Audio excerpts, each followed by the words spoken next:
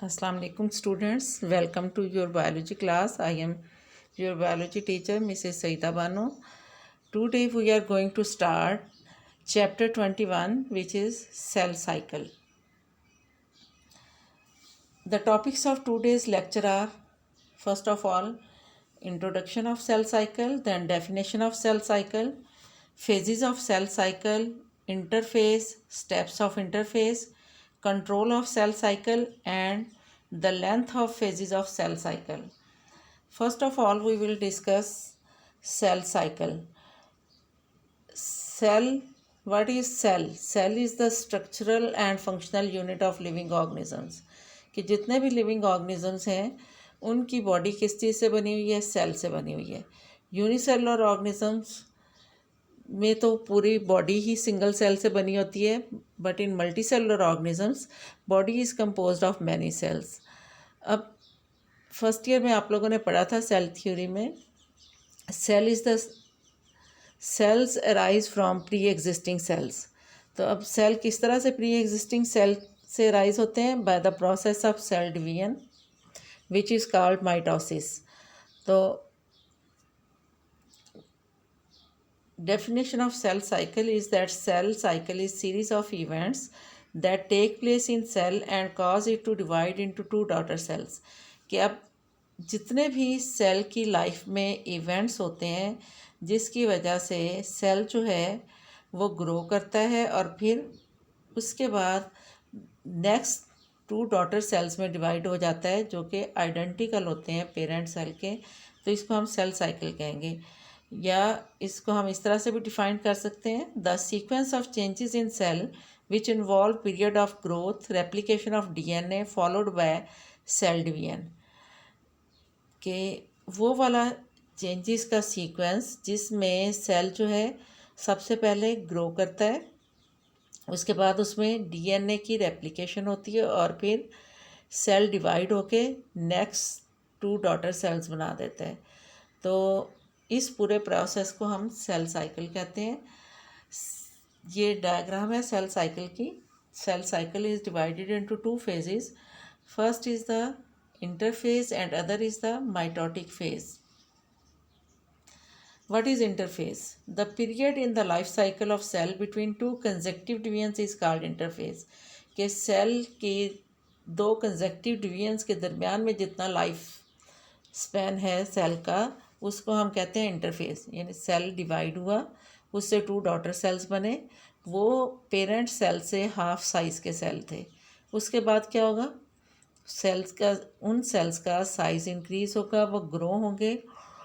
Growth के बाद उसके अंदर जो डीएनए था वो भी डुप्लीकेट होगा. फॉर एग्जांपल एक ऑर्गेनिज्म है, उसमें क्रोमोसोम का नंबर जितना है डॉटर सेल्स में भी उतने ही उसने पास करने हैं. तो पहले क्या होगा कि डीएनए रेप्लिकेट करेगा, हर क्रोमोसोम जो है अपनी आइडेंटिकल कॉपी बनाएगा, right. Like human beings we have 46 chromosomes and 23 pairs. तो अब क्या होगा कि इंटरफेस में ये जो 23 पेयर्स हैं क्रोमोसोम्स के या 46 क्रोमोसोम्स हैं वो अपनी आइडेंटिकल कॉपीज़ बनाएंगे या सिस्टर क्रोमेटिड्स बनाएंगे. और इसको हम क्या कहेंगे? Replication of DNA. उसके बाद सेल जो है वो दोबारा से अपने आप को रेडी करेगा नेक्स्ट डिवीजन के लिए, जिसको कि माइटोसिस कहते हैं. तो इंटरफेज में first phase of is the interphase and next is mitosis. It is the type of cell division which ensures the same number of chromosome in the daughter cell as that in the parent cell. कि अब mitosis का process क्या है कि parent cell जो है वो divide होता है टू डॉटर सेल्स में, लेकिन जो डॉटर सेल्स हैं वो पेरेंट सेल के आइडेंटिकल हैं. यानी माइटोसिस इंश्योर करती है कि जितने क्रोमोसोम्स का नंबर पेरेंट सेल में है, जितने जीन्स या जेनेटिक मटेरियल पेरेंट सेल में है उतना ही डॉटर सेल्स में हो, और वो दोनों डॉटर सेल जो है आइडेंटिकल हों पेरेंट सेल के. So the interphase and mitosis, these are the two main steps of cell cycle. Next है steps of interphase. Interphase is further divided into different phases or steps. First is the G1 phase, which is the period of extensive metabolic activity, and following steps takes place in the G1 phase. First is the cell grows in size. कि जिस वक्त cell बनता है parent cell से daughter cell में, तो उसका size half होता है पेरेंट सेल के. तो सबसे पहले क्या होगा, सेल अपना साइज़ इंक्रीज़ करेगा, वो ग्रो करेगा. और फिर उसके साथ क्या होगा, स्पेसिफिक एंजाइम्स आर सिंथेसाइज्ड. अब ये एंजाइम्स कौन से वाले स्पेसिफिक एंजाइम्स हैं, enzymes which are required for the DNA replication, for the cell growth. And third is the DNA based units are synthesized for DNA replication. कि अब इसमें G1 phase जो है, उसके बाद नेक्स्ट जो फेज़ आती है S फेज़, उसमें क्या होता है कि DNA रेप्लिकेट करता है, क्रोमोसोम्स अपना नंबर जो है वो डबल करते हैं, हर क्रोमोसोम अपनी आइडेंटिकल कॉपी बनाता है जिसको कि सिस्टर क्रोमेटिड कहते हैं क्रोमोसोम का. तो एस फेज़ से पहले वाली जो जी फेज़ है, इसमें क्या होगा, सेल का साइज़ इंक्रीज़ होगा, स्पेसिफिक एंजाइम्स जो कि नेक्स्ट स्टेप्स में या नेक्स्ट फेजेस में चाहिए होंगे वो सिंथेसाइज किए जाएंगे. और G1 फेज़ के बाद जो नेक्स्ट स्टेप आएगी जिसमें डीएनए जो है उसने अपने आप को डबल करना है, तो उसके डीएनए की रेप्लिकेशन के लिए जितनी भी चीज़ें चाहिए, एंजाइम्स चाहिए, डीएनए सब यूनिट्स यानी न्यूक्लियोटाइड्स के लिए जो बेसिस हैं वो, और फिर उसके बाद फास्फोरिक एसिड है, फिर पेंटोज शुगर है जो कि न्यूक्लियोटाइड में आती है, वो सारी चीज़ें इसमें इकट्ठी की जाती हैं. Sometimes post mitotic cell exits from the cell cycle and does not divide any more for days, weeks, months and in some cases for lifetime, and this is called G0 phase. कि अब जितने भी sales हैं वो continuously divide नहीं होते रहते, बल्कि क्या होता है कि कुछ सेल्स जो हैं वो फर्दर डिवाइड नहीं होते, बल्कि वो कुछ स्पेसिफिक फंक्शंस परफॉर्म करने लग जाते हैं, उनमें डिफरेंशिएशन होती है और वो सेल के अंदर स्पेसिफिक फंक्शंस परफॉर्म करने लग जाते हैं, तो वो डिवाइड नहीं होते. जब जब ज़रूरत पड़ती है लिविंग ऑर्गेनिज्म की बॉडी को, तो उस वक्त वो डिवाइड होते हैं, यानी कंटिन्यूसली डिवाइड नहीं होते रहते, और वो एक फ़ेज़ में चले जाते हैं जिसको G0 फेज़ या G0 फेज़ कहते हैं. अब G0 फेज़ में क्या होगा कि पोस्ट माइटोटिक सेल मीन्स कि माइटोसिस के बाद जो सेल है वो ग्रो करेगा, अपना साइज़ इंक्रीज़ करेगा, उसमें स्ट्रक्चरल चेंजेस आएंगी, डिफ्रेंशिएट होगा, वो कोई स्पेसिफिक फंक्शन परफॉर्म करना शुरू कर देगा और फर्दर डिवाइड नहीं होगा उस वक्त तक कि जब बॉडी को नीड नहीं है. तो इस फेज़ को G0 फेज़ कहते हैं. लेकिन कुछ सेल्स जो हैं जैसे कि एक्टिवली डिवाइडिंग सेल्स होते हैं, तो वो कंटिन्यूसली डिवाइड होते रहते हैं. जाइगोट से जब एम्ब्रियो बनता है तो उसमें क्या होगा, कंटिन्यूस डिवीजन होगी. एक माइटोसिस के बाद फ़ौरन ही सेल इंटरफेज़ में जाएगा, इंटरफेज़ की सारी स्टेप्स कंप्लीट करेगा और फिर दोबारा से माइटोसिस होगी, और इस तरह से सिंगल सेल से मल्टी सेलुलर एम्ब्रियो बनेगा.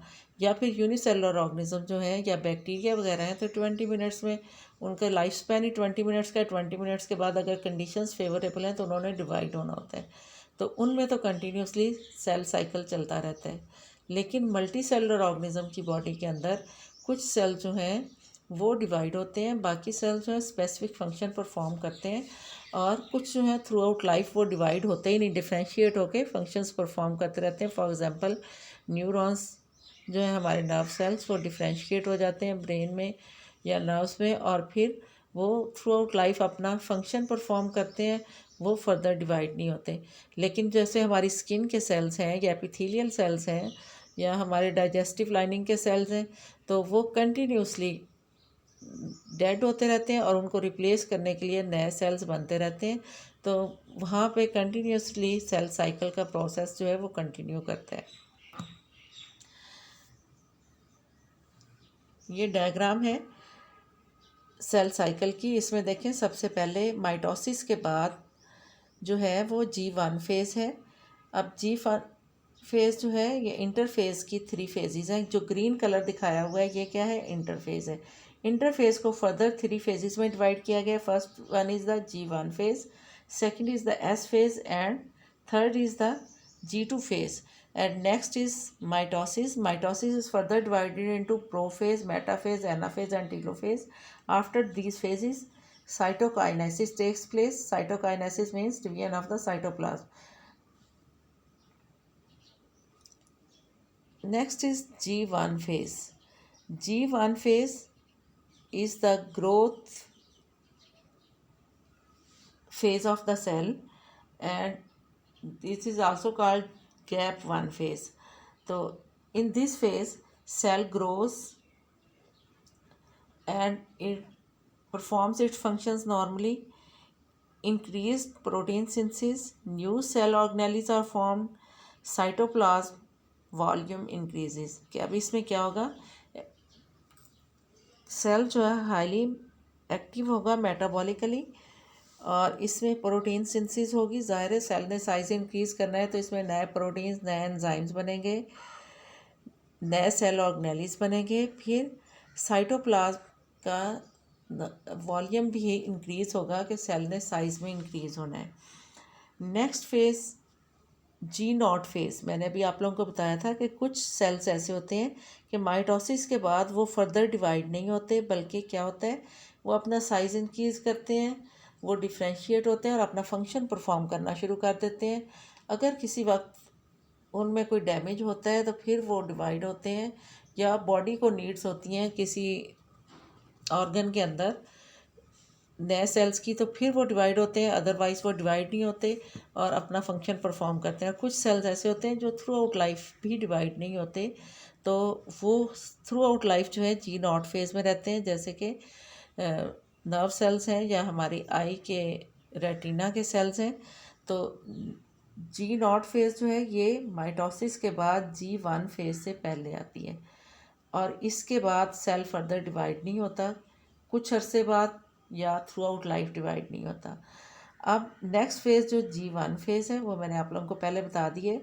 Next phase is S phase. S जो है वो सिंथेसिस के लिए स्टैंड करता है और किस चीज़ की सिंथेसिस है, DNA की सिंथेसिस है। तो S phase synthesis phase, DNA synthesized and chromosome number is doubled. कि अब इस फेज़ में क्या होगा, नया DNA बनेगा, नए क्रोमोसोम्स बनेंगे और जितने डॉटर सेल जो बना था माइटोसिस के बाद उसमें जितना क्रोमोसोम का नंबर था उससे वो डबल हो जाएगा नंबर।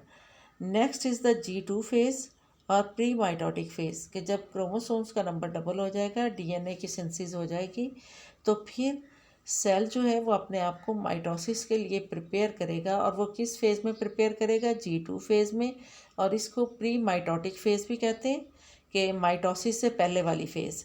अब इसमें कौन कौन सी चेंजेस आती हैं सेल में, energy stored for chromosomal movement, के माइटोसिस के दौरान क्रोमोसोम जो हैं वो मूव करके अपोजिट पोल्स पे जाएंगे, तो उस मूवमेंट के लिए जो एनर्जी चाहिए वो कहाँ से प्रोड्यूस होती है, माइटोकॉन्ड्रिया से। तो माइटोकॉन्ड्रिया का नंबर इंक्रीज़ होगा और क्रोमोसोम्स की मूवमेंट के लिए माइटोकॉन्ड्रिया जो हैं एरोबिक रेस्पिरेशन के थ्रू ATP की सिंथेसिस करेंगे।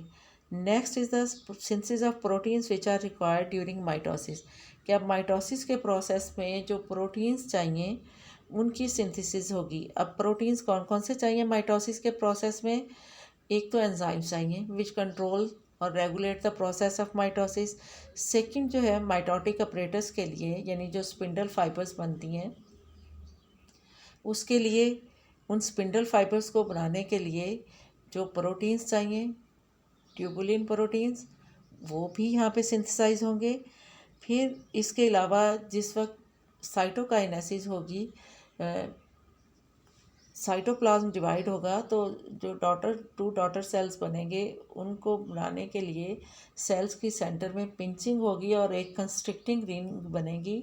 तो उस कंस्ट्रिक्टिंग रिंग को बनाने के लिए जो प्रोटीन्स चाहिए, एक्टिन और मायोसिन, वो भी सिंथेसाइज होंगे किस फेज़ में, G2 फेज़ में। And also the RNA and mitochondrial subunits for spindle formation are synthesized. ठीक है, कि आरएनए और माइटोकॉन्ड्रियल सब यूनिट्स जो स्पिंडल फॉर्मेशन के लिए, मैंने ऑलरेडी भी आप लोगों को बताया है कि स्पिंडल फॉर्मेशन के लिए जो ट्यूबुलिन प्रोटीन है उसके सब यूनिट्स भी यहाँ पे सिंथेसाइज होंगे। माइटोकॉन्ड्रियल सब यूनिट्स किस चीज़ के लिए चाहिए कि माइटोसिस के प्रोसेस में जो एनर्जी चाहिए वो एनर्जी जो है वो एरोबिक रेस्पिरेशन के प्रोसेस के थ्रू सिंथेसाइज होती है। एरोबिक रेस्पिरेशन कहाँ पे होती है? माइटोकॉन्ड्रिया में, और माइटोकॉन्ड्रिया में क्रैब साइकिल के थ्रू और इलेक्ट्रॉन ट्रांसपोर्ट चेन के थ्रू एटीपी की सिंथेसिस होगी। और आरएनए जो है वो स्पिंडल फाइबर्स जब बनती हैं तो उसमें आरएनए और प्रोटीन्स मिलके स्पिंडल फाइबर्स बनाते हैं। तो ये सारी चीज़ें जो हैं G2 फेज़, जो कि प्री माइटोटिक फेज़ है, माइटोसिस से पहले की फेज़ है, उसमें ये सारे प्रोसेसेस होते हैं। ये एस फेज़ का बताया हुआ है कि सिंथेसिस फेज़ है। ट्रांसक्रिप्शन के प्रोसेस के थ्रू डीएनए जो है जो क्रोमोसोम्स के अंदर होता है उसकी रेप्लिकेशन होती है, और एक क्रोमोसोम से एक और क्रोमोसोम उसका जो आइडेंटिकल कॉपी होती है जिसको सिस्टर क्रोमेटिड कहते हैं वो बनता है। और G2 फेज़ जो है cell constitutes its growth and mitochondria doubles, ठीक है। और इसके अलावा अगर प्लांट सेल है तो उसमें क्लोरोप्लास्ट का नंबर भी डबल हो जाएगा, यानी इसमें सेल जो है वो अपने आप को प्रिपेयर कर रहा है माइटोसिस के लिए। जितनी एनर्जी की रिक्वायरमेंट्स है माइटोसिस के लिए, जितना सेल ने मैक्सिमम साइज अटेन करना है वो भी अटेन कर लेता है, अपने डीएनए को भी रेप्लिकेट कर लेता है। और नेक्स्ट स्टेप के लिए जो जो चीज़ें चाहिए, एंजाइम्स चाहिए, प्रोटीन सब चाहिए, माइटोकॉन्ड्रिया चाहिए एनर्जी प्रोवाइड करने के लिए, सेल ऑर्गेनेल्स जो कि इक्वली डिस्ट्रीब्यूट होने हैं नेक्स्ट डॉटर सेल्स में, वो सारे के सारे इस स्टेप तक सिंथेसाइज हो जाते हैं। ये समराइज़ किया हुआ है सेल साइकिल को ही। देखें इसमें क्या है कि माइटोसिस के बाद यहाँ से स्टार्ट करें, G0 फेज़ आती है। कुछ सेल जो हैं फर्दर डिवाइड नहीं होते, G0 फेज़ में चले गए और फिर वो अपना फंक्शन परफॉर्म करने लग गए बॉडी के अंदर लिविंग ऑर्गेनिज्म के। नेक्स्ट जो आएगी, अगर सेल ने डिवाइड होना है तो फिर ग्रोथ फेज़ आएगी। इसमें क्या होगा? प्रेपरेशन फॉर डीएनए सिंथेसिस के सेल जो है वो एक तो ग्रो करेगा, उसका साइज इंक्रीज़ होगा। सेकंड सेल जो है वो डीएनए की सिंथेसिस के लिए अपने आप को प्रिपेयर करेगा। डीएनए कौन से वाला डीएनए? कि क्रोमोसोम्स का नंबर जो है वो डबल होना है। तो क्रोमोसोम्स किस चीज़ से बने हुए हैं? डीएनए और प्रोटीन से। तो डीएनए की रेप्लिकेशन के लिए, जो कि नेक्स्ट स्टेज एस फेज़ में होती है डीएनए की रेप्लिकेशन, उसके लिए सेल अपने आप को प्रिपेयर करता है। तो नेक्स्ट फेज़ जो एस फेज़ है डीएनए रेप्लिकेशन फेज़ है। फिर उसके बाद प्रेपरेशन फॉर माइटोटिक फेज़ या G2 फेज़ है। अब देखें यहाँ पे नेक्स्ट फेज़ जो होगी वो है प्रोफेज़ माइटोसिस की, फिर मेटाफेज़, एनाफेज़, टीलोफेज़, और फिर इसके बाद सेल डिवाइड हो जाएगा। अब हर पॉइंट पे देखें चेक पॉइंट्स लिखा हुआ है। फर्स्ट चेक पॉइंट क्या है? G1 फेज़ के बाद सेल को चेक किया जाता है कि सेल जो है इसमें प्रॉपर ग्रोथ हुई है, ये प्रॉपरली प्रिपेयर इसने किया है अपने आप को एस फेज़ के लिए। अगर इसमें कोई मिस्टेक हो जाती है, प्रॉपर इसकी प्रेपरेशन नहीं होती, तो क्या, या एनवायरनमेंट फेवरेबल नहीं होता, तो यहाँ पे ही स्टॉप हो जाता है सेल की रेप्लिकेशन का प्रोसेस, या इंटरफेस यहीं पर स्टॉप हो जाती है और सेल जो है उसकी डेथ हो जाती है। नेक्स्ट जो है डीएनए की रेप्लिकेशन होती है, G2 फेज़ में जाता है सेल, और फिर यहाँ पे भी सेल को चेक किया जाता है कि सेल जो है इसकी डीएनए प्रॉपरली रेप्लिकेट किया हुआ है। अगर सेल में कोई डैमेज हुआ है तो उसको रिपेयर किया जाता है, और फिर नेक्स्ट फेज़ में एंटर होता है माइटोटिक फेज़ में। अब माइटोसिस के बाद फिर से चेक किया जाता है, एक चेक पॉइंट आता है कि all chromosomes are properly attach to the mitotic spindle fibres, ताकि कोई इक्वल डिस्ट्रीब्यूशन जो है डॉटर सेल्स में क्रोमोसोम्स की उसमें कोई एरर ना हो। तो यहाँ पे 3 चेक पॉइंट्स हैं जो कि सेल साइकिल को रेगुलेट करते हैं, और सेल जो है वो प्रॉपरली टू डॉटर सेल्स में डिवाइड होता है। किसी भी स्टेज पे अगर कोई मिस्टेक हो जाती है, डीएनए की रेप्लिकेशन प्रॉपर नहीं होती, सेल प्रॉपरली प्रिपेयर्ड नहीं होता डिवीजन के लिए, या फिर क्रोमोसोम्स जो है वो प्रॉपरली अटैच नहीं होते स्पिंडल फाइबर्स के साथ, तो क्या होगा, फर्दर सेल साइकिल प्रोसीड नहीं करेगा, बल्कि सेल्स जो है उसको चेक किया जाता है इंटरनली और फिर सेल को किल कर दिया जाता है स्पेशल सिग्नल्स के थ्रू। और ताकि जो डिफ़ॉल्टी सेल्स हैं या जो प्रॉपर सेल्स नहीं है, जिनमें कोई डैमेज है, वो नेक्स्ट सेल साइकिल में एंटर ना हो और उनको वहीं पे अबॉर्ट कर दिया जाए।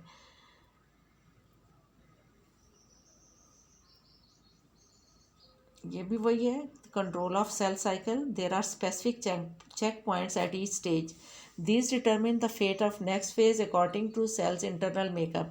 कि सेल का साइकिल के दौरान सेल को चेक किया जाता है कि प्रॉपर सेल साइकिल प्रोसीड कर रहा है। अगर उसमें कोई भी फॉल्ट आता है तो फिर सेल की फेट जो है, ये चेक पॉइंट्स डिटरमिन करेंगे कि फर्दर सेल ने डिवाइड होना है कि नहीं। ये फेट कहते हैं किस्मत को, कि सेल के जो इंटरनल मेकअप है उसके मुताबिक अगर प्रॉपर सेल साइकिल चल रहा है, सारी फेजेज प्रॉपरली अपने आप को कंप्लीट कर रही हैं, तो फिर ही सेल डिवाइड होगा और फर्दर डॉटर सेल्स जो हैं वो बनेंगे। अदरवाइज़ क्या होगा, सेल को किल कर दिया जाएगा चेक करके।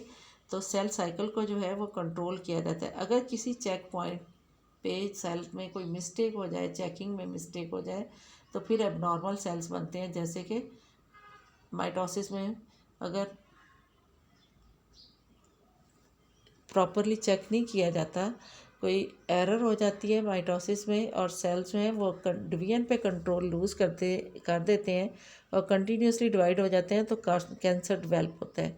तो ये जो कंट्रोल होता है सेल का अपने साइकिल पे, वो स्पेशल चेक पॉइंट्स के थ्रू उसको चेक किया जाता है, अदरवाइज सेल डिवाइड नहीं होगा।